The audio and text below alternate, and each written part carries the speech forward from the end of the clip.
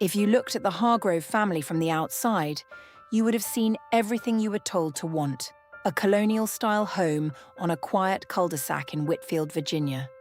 Manicured hedges, a basketball hoop in the driveway, a golden retriever named Biscuit who barked at squirrels and nothing else. You would have seen David Hargrove, high school football coach, Sunday school teacher, volunteer at the food bank every third Saturday of the month, a man who remembered every student's name, who cried at his daughter's dance recitals, who, according to the people who knew him best, would give you the shirt off his back without being asked. You would have seen Linda Hargrove, a kindergarten teacher for 22 years. The kind of woman who baked cookies for grieving neighbors, who sent birthday cards that arrived exactly on the right day, who still had every single one of her children's finger paintings framed on the wall of her hallway. And the children, Tyler, 19, Cassidy, 16, and little Mason, just 9 years old. People in Whitfield called them the family you wanted to live next door to. They were that family, the one at every community barbecue, the one who decorated the biggest for Christmas, the one whose lights were always warm and golden at dinner time when you drove past. But here is the thing about monsters. The most dangerous ones don't live under your bed. They sit at the head of your dinner table. They say grace. They tuck you in at night. And they smile. God, how they smile. While the world outside never suspects a thing. This is the story of the Hargrove family. A perfect life, and the monster hiding inside it. To understand what happened in the Hargrove house, you first have to understand Whitfield, Virginia. Population, 11,412, according to the last census. One main street with a diner, a hardware store, and a pharmacy that still sells penny candy in glass jars. The kind of town where people wave from their porches, where the high school football team's playoff run makes the front page of the local paper for 3 weeks straight. And for 21 years, David Hargrove had been the beating heart of that town. He arrived in Whitfield in 2002, fresh out of college with a communications degree and a dream of coaching. He was 24 years old. He interviewed for the junior varsity football coach position at Whitfield High on a Tuesday morning in July. By Tuesday afternoon, Principal Robert Ames had already called 3 references. By Wednesday, he had offered David the job. There was something about him, Ames recalled years later, something that made you want to trust him. He walked into a room and it felt warmer. Within 3 years, David had moved up to head varsity coach. Within 5, he had led the Whitfield Warriors to their first state championship in 38 years. He married Linda Prescott in 2004. She was a local girl, a Whitfield native, a kindergarten teacher who had grown up on the same streets she now taught children to navigate. Everyone in town attended the wedding. The reception was held in the gymnasium of Whitfield Elementary. The whole town danced. The children came. Tyler in 2005, Cassidy in 2008, and Mason in 2015. And the family became, by every visible measure, perfect. David coached. Linda taught. The kids played Little League and did ballet and ran around the backyard with the dog. On Sunday mornings, the Hargroves sat in the 3rd pew from the front at First Baptist Church of Whitfield.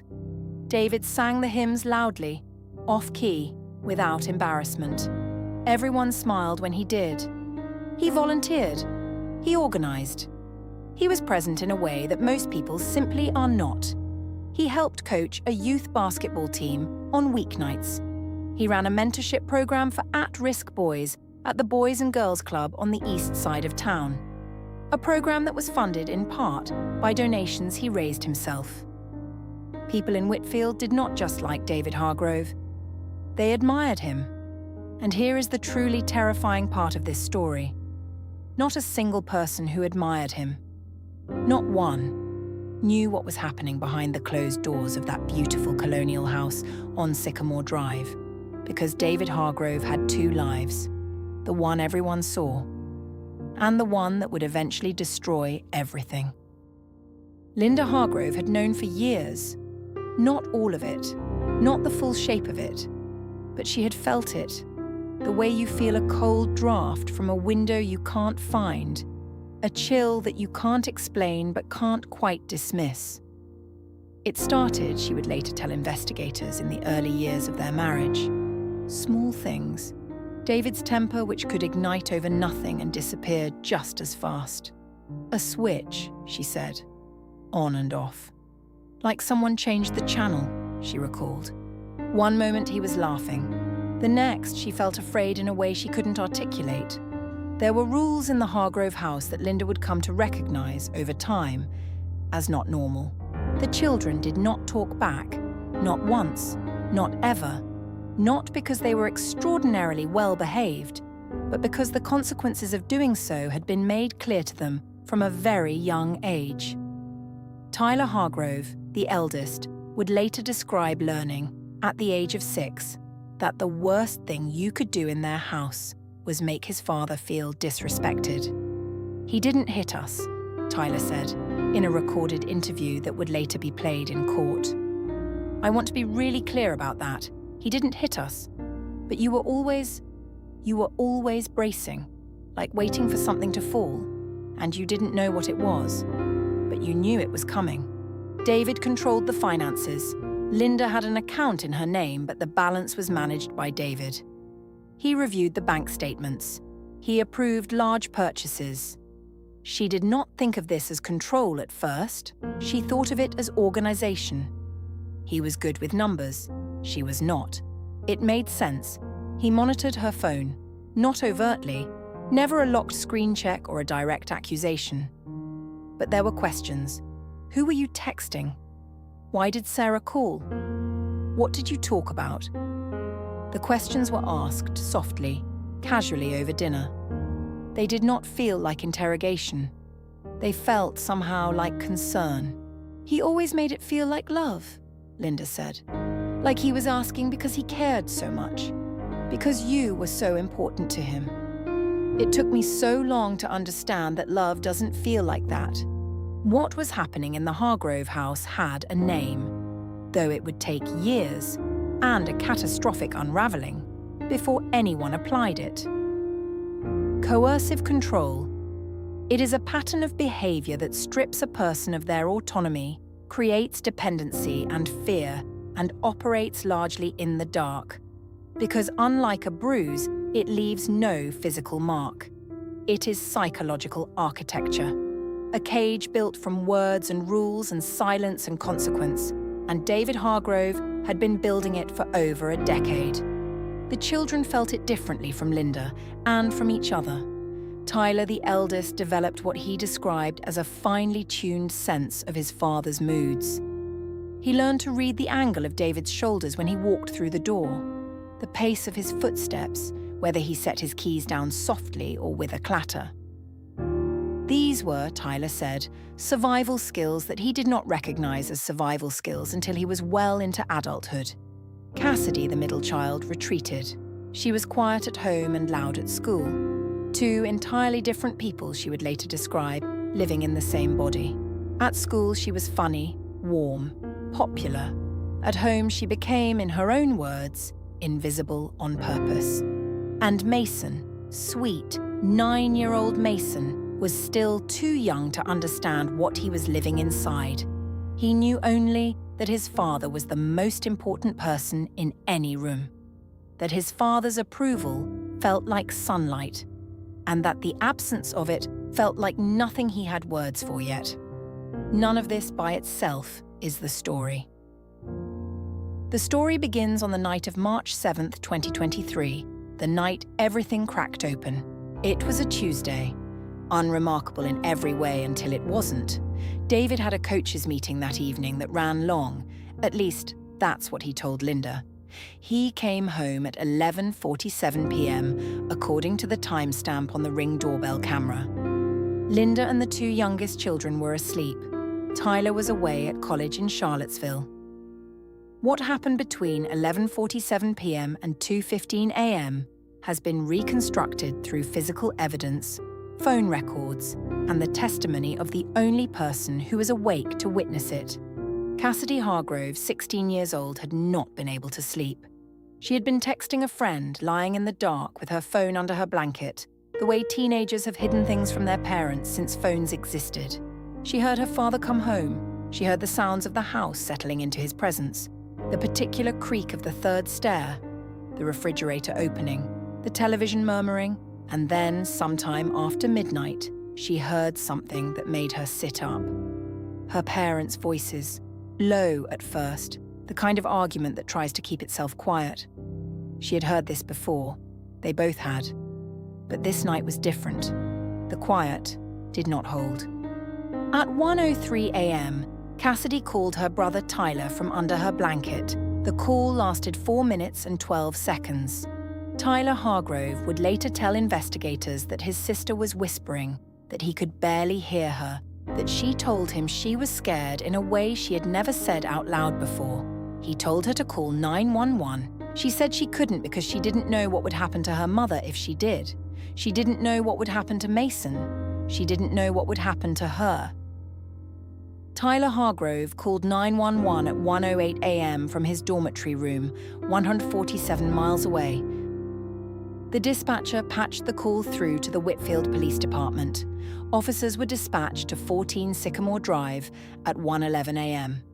They arrived at 1:19 a.m. What they found when Linda Hargrove opened the door would be described in the police report as a household invisible distress. Linda had a bruise forming below her left eye. A lamp in the living room was broken. David Hargrove was seated at the kitchen table in his coaching polo, drinking a glass of water, perfectly composed. He told the officers it had been an accident. Linda told the officers the same thing. The officers noted everything in their report. They photographed the bruise. They photographed the broken lamp. They separated David and Linda and spoke to each of them alone, in different rooms, a standard procedure. They spoke briefly to Cassidy, who stood in the doorway of her bedroom in her pajamas and said, very carefully, "I'm okay." They did not speak to Mason. He was still asleep. At 2:15 a.m., the officers left. David Hargrove was not arrested that night, and this single fact is where the story takes a turn that would horrify an entire community, collapse a perfect image, and bring the full weight of secrets into the light. Because what no one knew yet, not the officers, not Cassidy, not Tyler, was what David Hargrove had actually been doing, not just that night, but for years. The Whitfield Police Department domestic call on March 7th might have remained a closed case, another incident report filed and shelved, if not for one thing. Tyler Hargrove drove home from Charlottesville the next morning. He did not call ahead. He left at 5 a.m., drove the 2.5 hours in the pre-dawn dark, and arrived at the house on Sycamore Drive at 7:38 a.m. His father was already at school preparing for morning practice. His mother was in the kitchen. What Tyler saw and what he described in his testimony was a woman who had been performing normality for so long that she had almost forgotten it was a performance. His mother was making toast. The broken lamp had been cleaned up. She was wearing concealer. She smiled when she saw me, Tyler said. She said, "What are you doing here, you crazy thing?" Like everything was fine. And I just started crying because I realized I think I'd always known. I just never let myself know. Tyler Hargrove did not leave that day. He stayed. He talked to his mother for 6 hours, and sometime in the middle of those 6 hours, Linda Hargrove, who had spent 19 years protecting the image of a perfect family, began haltingly, and then all at once to tell her son the truth. Not the bruise, not the lamp, the whole truth, going back years. On March 14th, 2023, 1 week after the incident, Tyler Hargrove walked into the Whitfield Police Department and asked to speak to a detective. He brought a handwritten timeline his mother had helped him prepare. 6 pages, single-spaced. The detective assigned to the case was Sandra Velchek, 22 years on the force, the last 9 in the Family Crimes Unit. She would later describe Tyler as one of the most composed young men she had ever interviewed. composed in the way, she said, of someone who had been practicing staying calm their whole life. What Tyler laid out for Detective Velchek triggered a formal investigation, and when investigators began pulling threads, financial records, phone records, interviews with neighbours, colleagues, former students, the picture they assembled bore no resemblance to David Hargrove, beloved football coach and Sunday school teacher. The financial abuse was extensive and meticulously documented, once you knew to look. Linda's name was on the mortgage, but David had refinanced twice without her full understanding of the terms. Her retirement account, which she had contributed to for 22 years, had been leveraged as collateral for a business loan she had co-signed without reading. David had told her it was paperwork for their taxes. The isolation was subtler, but equally systematic. Old friendships had quietly dissolved over the years, not through explosive confrontation, but through a steady accumulation of missed events, cancelled plans, and David's soft commentary. "That, Sarah, she never really supported you. You know that, right? Karen talks about you behind your back. I heard it myself. Seeds planted and watered until Linda's world was, by 2023, essentially David, her children, her classroom, and church, which David attended beside her every Sunday in the third pew from the front. But investigators found something else too, something that went beyond the walls of the Hargrove home. 3 former students at Whitfield High came forward in the weeks following the initial investigation. Young men, now in their early to mid-20s, who had played for Coach Hargrove between 2011 and 2019. Their accounts were consistent in ways that investigators found deeply significant. They described a pattern of grooming, of David identifying boys who were struggling with grades, with family instability, with identity, and positioning himself as a mentor, a father figure, a safe harbour. He would drive them home from practice, take them for milkshakes, show up at their games when their own parents could not. And then, gradually, the attention would shift. The line between mentorship and manipulation would blur. The young men described being made to feel special, chosen, indebted, and then being asked for things that made them deeply uncomfortable. Things they did not understand as wrong at the time because they had been taught by David Hargrove that David Hargrove's judgment was to be trusted above all else. The investigation expanded. Law enforcement contacted the Boys and Girls Club, where David had run his mentorship program for 11 years. They began the painstaking work of identifying and reaching out to every young man who had passed through David's circle of influence. By June 2023, the number of people who had come forward with accounts of manipulation, coercion, and abuse of power had reached 14. 14. In a town of 11,000 people, a town where David Hargrove was beloved, where people still, in those first weeks, could not quite accept what they were hearing. The arrest of David Hargrove on June 28, 2023, was not a quiet event. He was taken into custody at Whitfield High School at 3:45 p.m. on a Thursday during afternoon practice. The players were on the field. They watched their coach walk to a police car with his hands behind his back.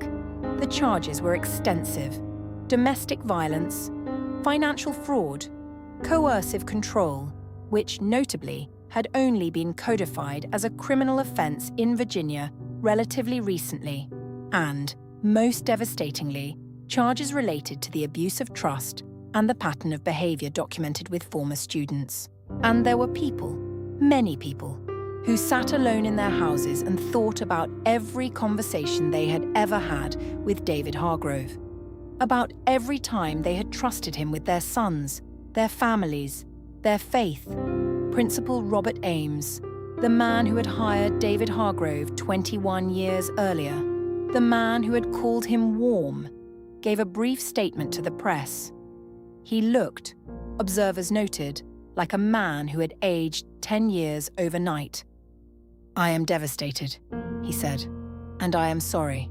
I should have asked more questions." The mugshot was on the front page of the Whitfield Gazette by Friday morning, and the town broke. Not in one direction, not cleanly or simply. It broke the way communities break when the person they most trusted is revealed to be something they cannot reconcile. There were people who refused to believe it, who showed up at the police station with homemade signs, who left voicemail messages for Linda calling her a liar, who circulated a petition briefly on social media, arguing that David Hargrove was being railroaded by a system that destroys good men. There were people who had been quietly suspicious for years and felt something loosen in their chest when the arrest was made. A held breath finally released, a thing they had sensed but never spoken becoming real and named. Linda Hargrove did not give a public statement. She never did.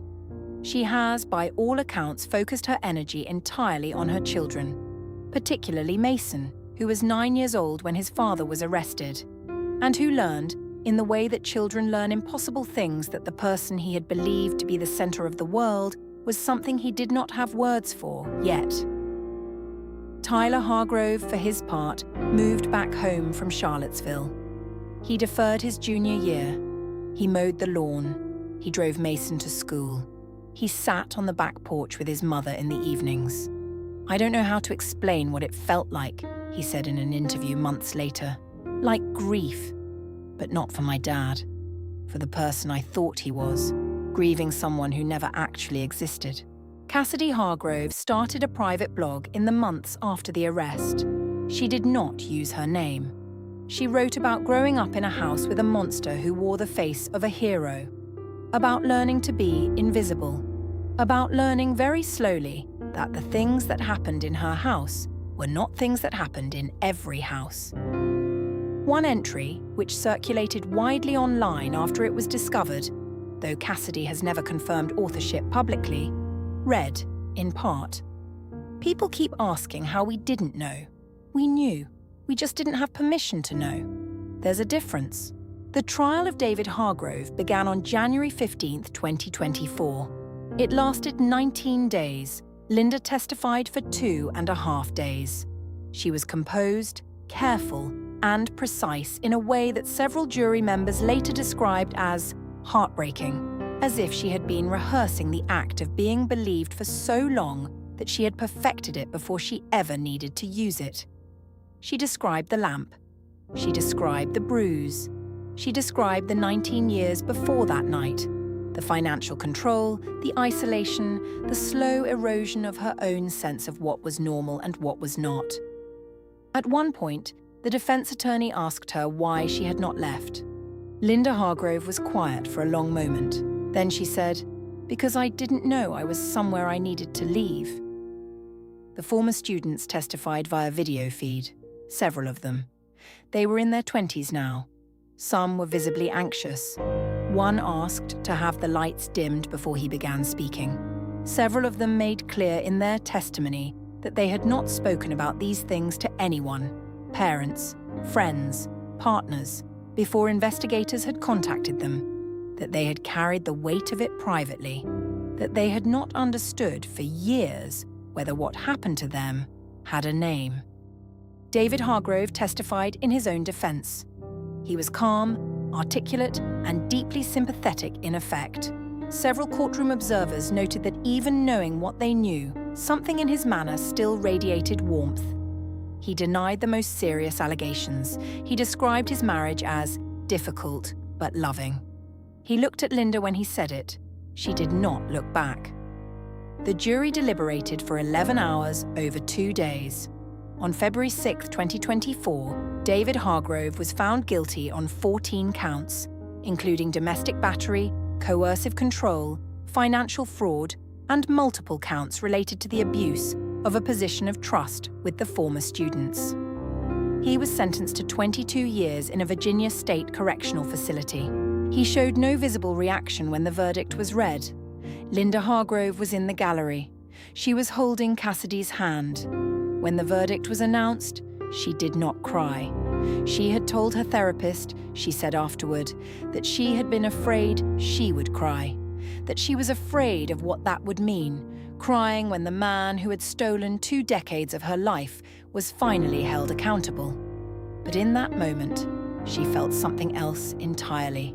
She felt like she could breathe.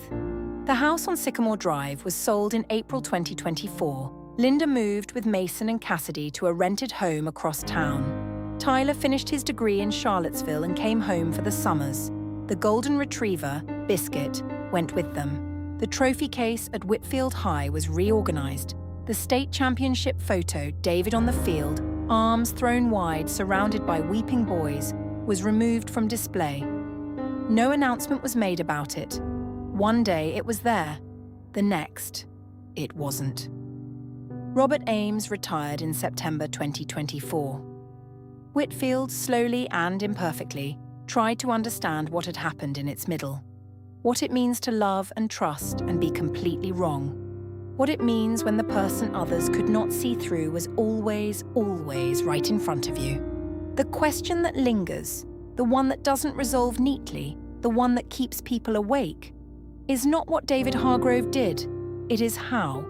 How a person can build that much love, that much trust, that much community goodwill, and use it as armor. How the very things that made people adore him were the same things that made him impossible to suspect. How his warmth was both real and weaponized. How he could be simultaneously the person everyone saw and the monster that only his family knew. Pause. The answer, according to the researchers and psychologists who study people like David Hargrove, is that there is no contradiction. That people who harm those closest to them are often, genuinely, good in other contexts. That a monster is not always a monster to everyone. The Hargrove children are still healing. They will be healing for a very long time. That is not a failure. That is what healing looks like. Not clean, not linear, not a resolution that wraps itself neatly in a bow. It looks like Mason going to school and doing his homework and having a dog that barks at squirrels. It looks like Cassidy writing things down in the dark. It looks like Tyler mowing a lawn and sitting on a back porch in the evenings, next to his mother. It looks like Linda breathing. If anything in this story resonated with you, if that cold draft from a window you can't find felt familiar, the number for the National Domestic Violence Hotline is 1-800-799-7233. It is available 24 hours a day, 7 days a week. You can also text START to 88788. Online chat is available at thehotline.org. You are not alone. If you made it to the end of this story, thank you for being here. Stories like this one deserve to be told, and they deserve to be heard. Subscribe if you want to hear more. And until next time, stay safe and trust your instincts.